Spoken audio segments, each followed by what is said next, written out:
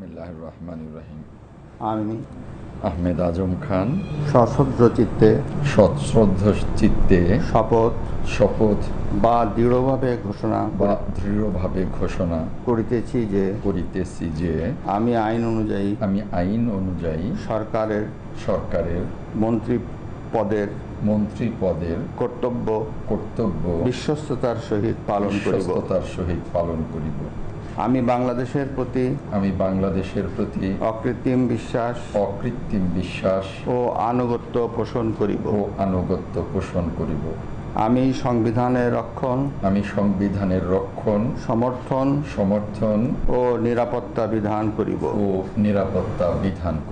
এবং আমি ভীতি বা অনুগ্রহ অনুরাগ বা বিরাগের বশবর্তী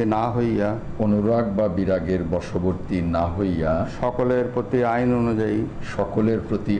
অনুযায়ী যথাবিহিত আচরণ করিব।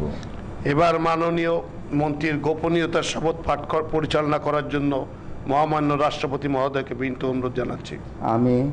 আমি আহমেদ আজম খান সশ্রদ্ধ চিত্তে শপথ বা দৃঢ়ভাবে ঘোষণা করিতেছি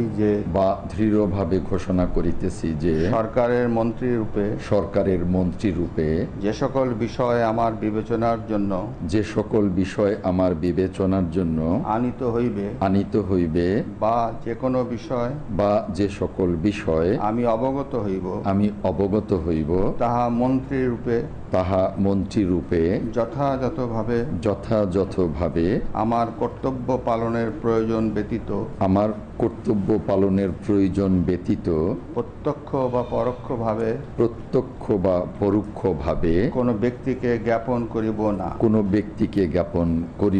বা কোনো ব্যক্তির নিকট প্রকাশ করিব না। এখন মাননীয় মন্ত্রী মহোদয়কে মন্ত্রীপদের শপথ ও গোপনীয়তার শপথপত্রে স্বাক্ষর করার জন্য এবং স্বাক্ষর শেষে নির্ধারিত আসন গ্রহণ করার জন্য বিনীত অনুরোধ জানাচ্ছি।